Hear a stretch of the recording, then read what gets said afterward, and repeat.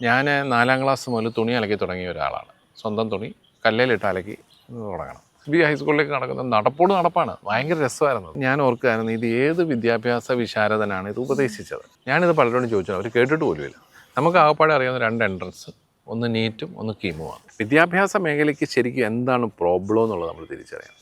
ഈ AI അധ്യാപകരെ ഞാനിതുവരെ കണ്ടിട്ടില്ല. അവർ പറയുന്നത് കേട്ടു ഇപ്പോൾ ഉള്ള ഒറിജിനലിനേക്കാളും നല്ലതാണ്. നിങ്ങളാരെങ്കിലും കണ്ടിട്ടുണ്ടോ AI അധ്യാപകനെ? അപ്പോൾ പിന്നെ ഞാൻ മോശമല്ല. വീടുകളിലെ അമ്മമാരുമായിട്ടുള്ള മല്ലയുദ്ധം ആ ഒരു കാര്യത്തിലാണ്. അമ്മ കളിക്കാൻ വിടത്തില്ല, നമുക്ക് കളിക്കാൻ പോകണം. കാരണം പിള്ളേർ, കൂട്ടുകാർ ഇപ്പം ആർക്കും വേണ്ട.